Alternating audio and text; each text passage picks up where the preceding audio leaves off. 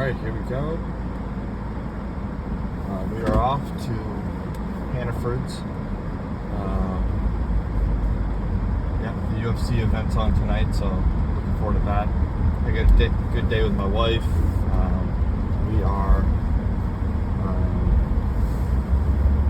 I'm just going to pick up some ingredients to make some clam pasta tonight. I think it's fucking delicious. It's like clam habanero pasta. I believe my brother's right now. Just took his dog out. He always helps us out, so it's the yeast I can do. So a lot of these videos are probably gonna all be like private for a little bit, and I'm only making them private for a little bit because I'm thinking that I am going to kind of release them all at the same time when I start doing better. So for right now, they're gonna just kind of stay private, and I don't know. It might sound weird, but then I'll just release them all at the same time and just have this whole group of videos that will probably show up all relatively the same size, and I don't think any of them will have like a theme to them. When I did go over my brother's, I did see like some of the Nintendo and Super Nintendo games kind of packaged away as well, so that was kind of interesting. Just out of pure like, oh, that's kind of cool. Like, NES really wasn't my childhood though. Like I played some NES games, and I don't even know which ones I played. I remember putting the fucking NES on like in my room when I lived at my house with my parents, and I remember putting that on and being like, just got sick of it real quick. I didn't grow up on it. I grew up on the Sega, so there was a difference in graphics, music, vibrancy, and I didn't grow up on the Super Nintendo either. Like that wasn't something that I played. Again, I played the Sega and the Game Boy, like when I'm talking young. And then when I was like 4 or 5, I got the 64. So pretty much those three were my childhood. So I skipped the Sega. I skipped the Nintendo. I skipped the SNES. Again, I don't really think I played any games on the actual SNES besides like I don't even know if I played any of them at the time. But on Sega, I remember playing a shitload of different games, and we had like at least 40 or 50 games. So we had quite a bit that we would always be able to plop in.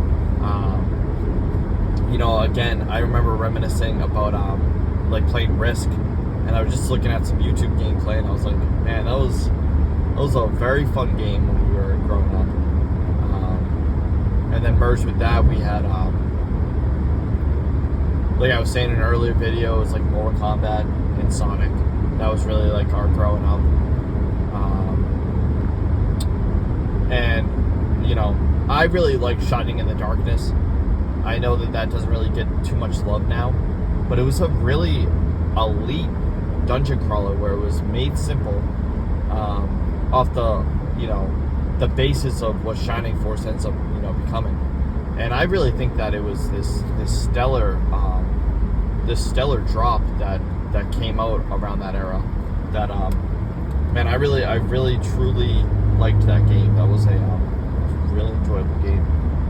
But I never beat that game because I was a kid, and I probably could have made like a map, but I played it so much back in the day that I kind of made my own head like map, and it was kind of cool because I ended up being like, okay, you just have to go through here, you have to remember this tunnel, if you go through this tunnel too far, fuck yourself. And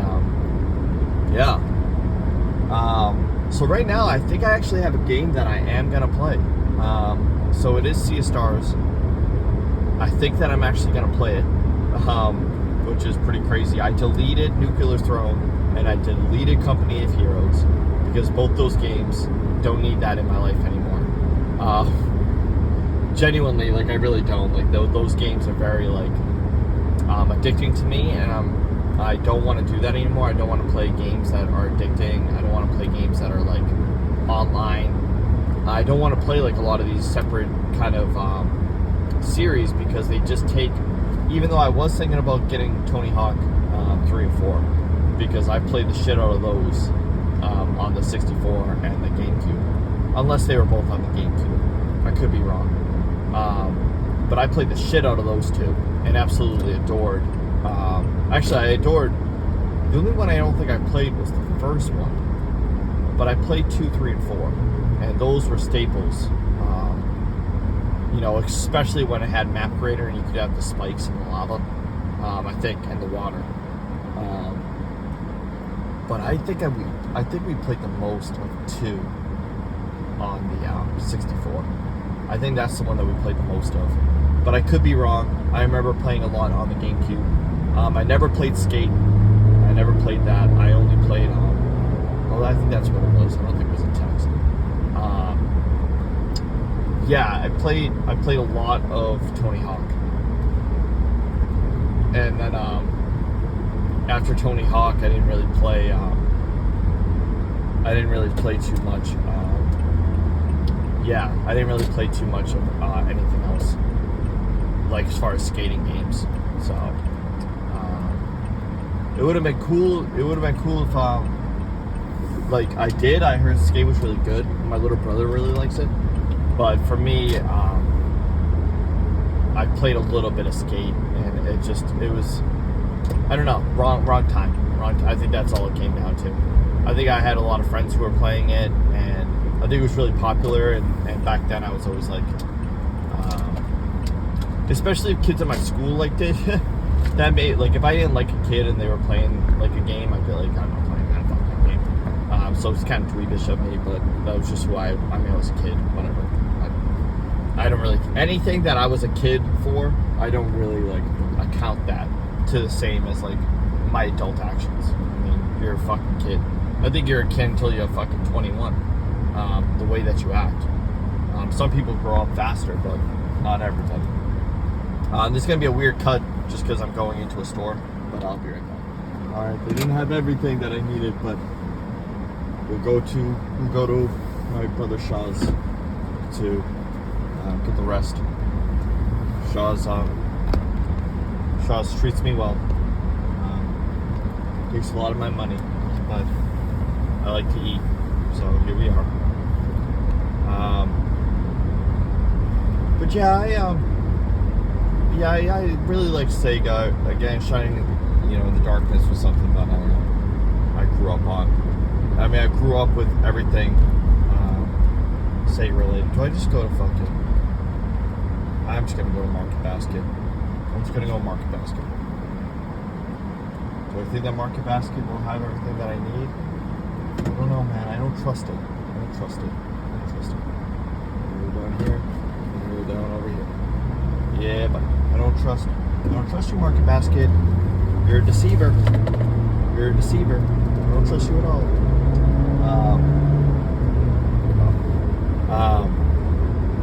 But yeah, I gotta just pick out a few things more. This truck behind me is probably like, what the fuck's going on? I'm driving a little erratic. But yeah, I grew up on the Sega. We grew up on the Nintendo. When I went to my brother's, I was actually searching his house for some strategy guides, because I remember I had a few, and seeing if they were still there, especially for like Red Dead Redemption. I like playing Red Dead.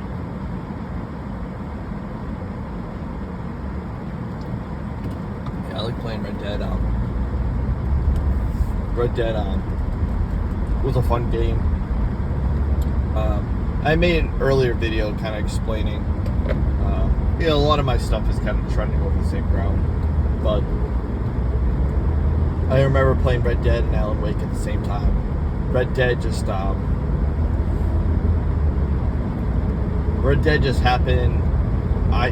It's especially in hindsight, I think I like Red Dead a little bit more than Alan Wake 1. And I don't really think it's anything against Alan Wake 1. I think that both of them actually had tremendous sequels that I just couldn't get into.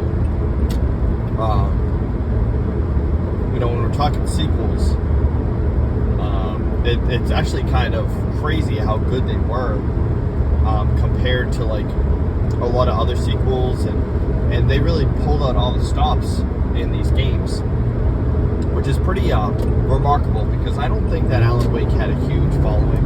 You know, it probably sold, I don't know, probably around 5 million, if we're being generous, through its lifetime sales. It didn't seem like a huge hit. 5 million is quite a bit, but I just don't think that Alan Wake was a tremendous hit. I don't think that it reached like a huge audience. You know, I had people who I knew who played it. I was kind of the first one out of my group to play it.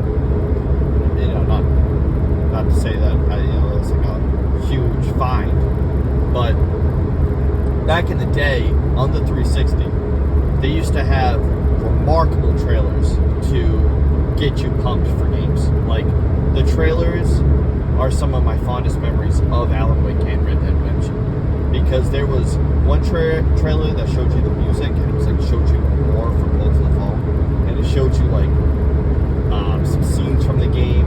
It really made you like pumped for getting the game. And Red Dead did the same thing. It was like, in Red Dead you can do this and this.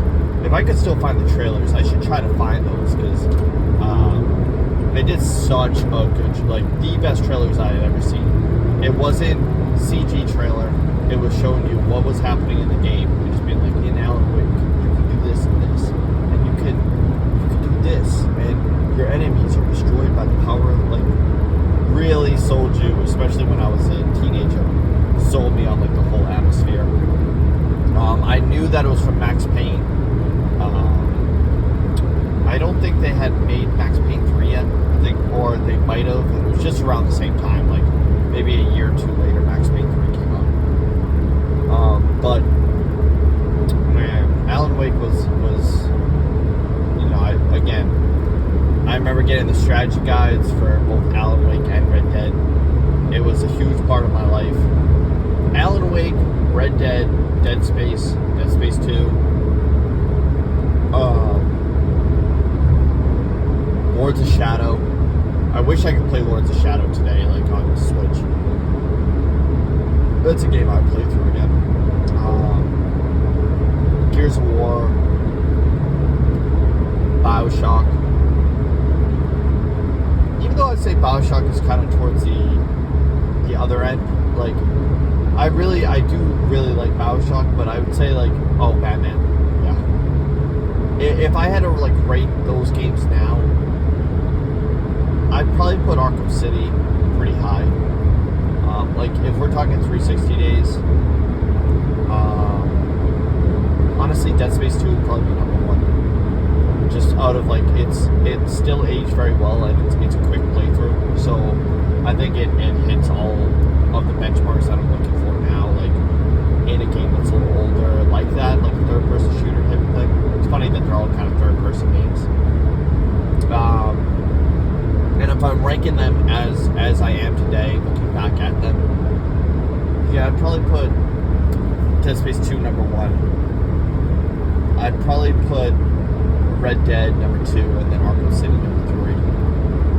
And I say Red Dead over Arkham City because if you asked me this when I was growing up, I mean, I played them probably both equally, because I probably put like 3 days worth of time in the multiplayer, and then I played the single player quite a bit. You know, I beat it twice, and back in the day, I 100%ed it on my 360, and almost got all the achievements throughout the whole thing, which is pretty crazy. It's pretty hard to do, but I didn't get all of them. But yeah, Red Dead would probably rank a little higher now than Arkham City. Dead Space 2 is my clear winner. Like, I don't even think it's a competition anymore between, like, Dead Space 2 and all the other ones. I think Dead Space 2 is legit the best sequel I've ever played.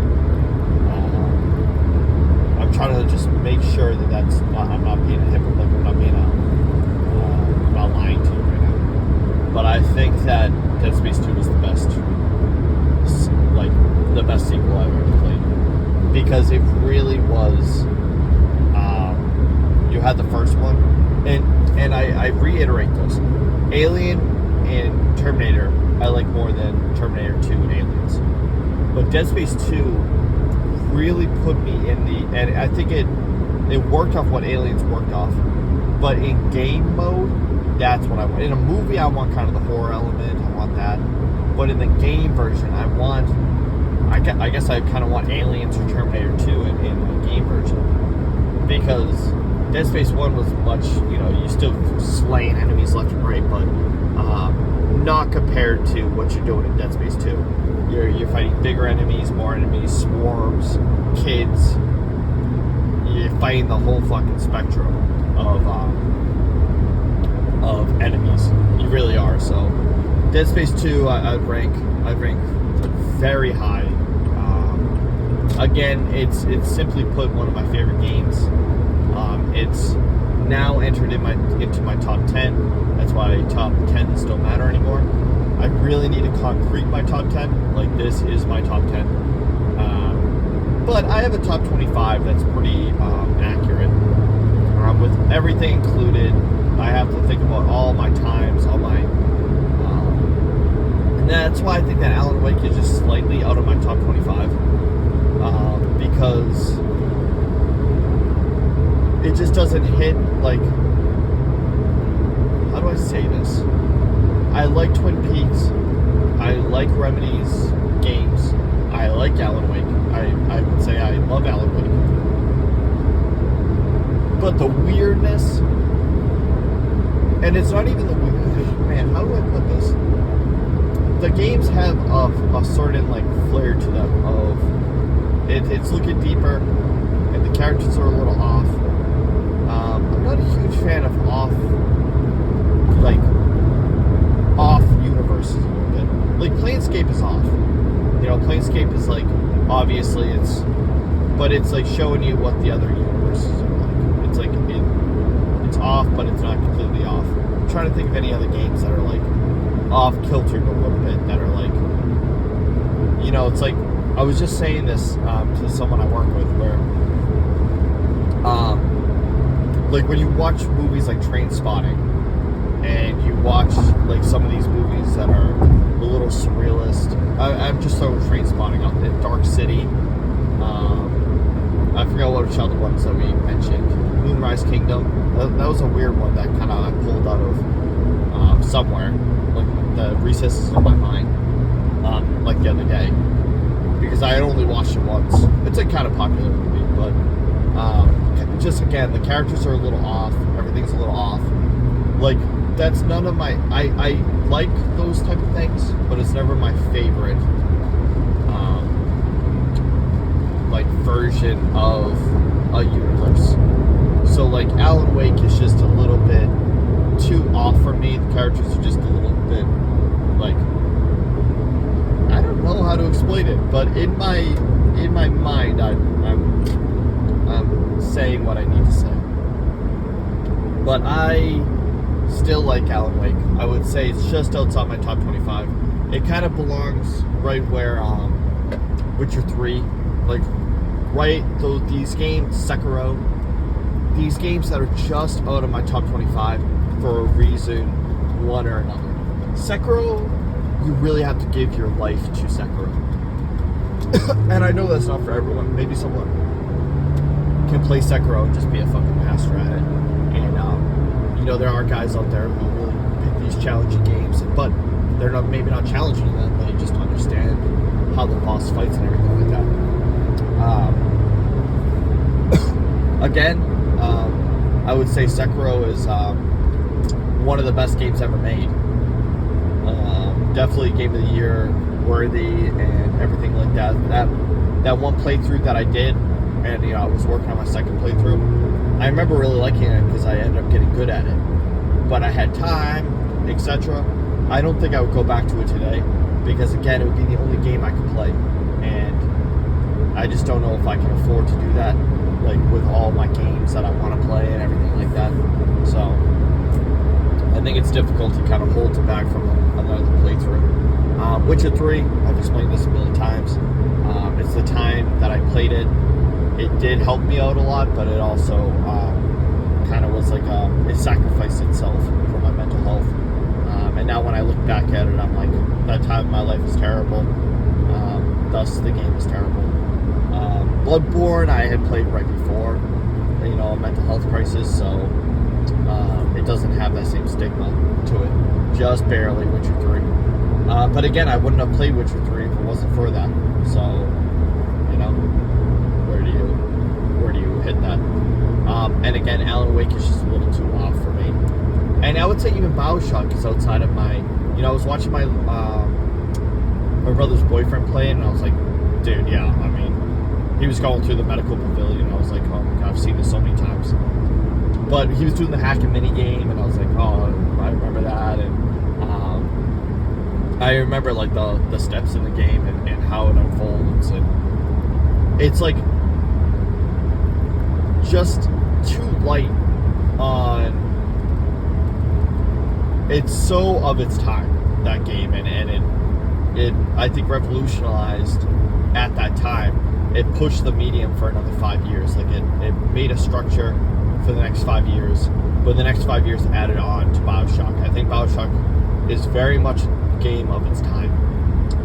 And I think most of those games that I had mentioned are games of its time. I only fault to say Dead Space 2 is because it...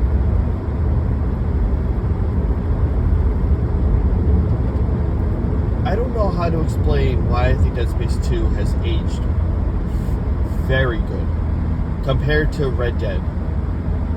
Like, I think Red Dead's aged pretty well, and I think that it's like pretty small map is a good thing, and just shows you like a really nice kind of quick adventure as far as today goes. But I think that Dead Space 2 has aged, and I think my friends got a good take on BioShock 2. I think BioShock 2 has actually aged kind of the best out of the three as well. But Dead Space 2 has just aged so well. I was playing it the other day and I was like, oh man, yes. And I think Arkham City's aged pretty well as well. I think it fits that perfect middle point of the series. And it's very comic book. I think compared to I think Arkham Knight's probably aged the best out of the three. And you have the Batmobile, which I enjoy riding. And I think its maturity merged with the comic book aspect has aged very well. I think it did a really good job. Not like being more gritty, but also being still in that Arkhamverse. Because I don't like the Dark Knight or Dark Knight Rises. I don't like, and I really don't like Batman. Sorry for saying that once again. So the first one and second one are very comic book. Like, if you like comic books, I think that the first and second one, Arkham Asylum and Arkham City, you're gonna relate more to, and just be like, this is the perfect game for me. It's a perfect comic book. I love Batman and the villainy. But I think 3 kind of steps back from the Batman aspect of it, and just kind of, you're still Batman, you're still gliding around, but I think it's more trying to tell a story that's like, less comic book and more of like a different tale that's not as comic book. Again, probably not going to make sense to anyone who's watching this. But, as we age, we just find holes, we find things that we dislike more about things. I never thought that I would ever kind of debase Batman, like the Arkham games. I think I never thought, for about 10 years, Arkham Asylum was my number one. Like, Arkham Asylum was just a staple in my top 10. Red Dead was a staple. Alan Wake was a staple. Like, all these games were like staples in my favorite games. But as I've aged and as the medium has passed, especially in the 3D realm, it's only gotten better. Especially if you don't tell, you just tell a better story. Like Red Dead 1, I think tells a really good story. And I think that's kind of what makes it so good still is not really its gameplay or its world or anything like that. It's just the story that it sets out to do. And you know, it's unfortunate I don't really like God of War 2018. You know, because I know where that game is. But it's the same thing as The Last of Us. Both those, you know, I don't really give a fuck about. Same thing with Ghost of Tsushima and Horizon Zero Dawn. These are all games that, like, you know, are games that I thought that I'd probably like because they're 3D and all that. So it's always strange the games that we don't like as well, and the games that, you know, we end up finding out that we do like. But who knows? 10 years from now, I might not even have Xenogears as my number one. Again, the only game that has stayed constant for the longest period of time is Castlevania Symphony of the Night. That is the game that's remained on my top 10 longest. Has not faltered. Has never left the top 10. That is the only one. Every other game is pretty new. Every other game is either leaves or enters. Dead Space 2 has always stayed pretty constant around the top 15. Heroes of Might and Magic 3 has stayed around the 15. I would say Fire Emblem, you know, one of the two has stayed around the 15. Shining Force stayed around the 15. So there's games that has, you know, definitely stuck around. So yeah, and then we're gonna have another little quick break. I'm actually just end the video here because I'm gonna head in and you know, we have to take some time in there. So as always, I appreciate you guys. I'll probably make another video. No, probably won't, because I'm probably gonna watch the UFC when I'm headed back. But as always, I appreciate you guys, and I can't wait to see you next time. So thank you.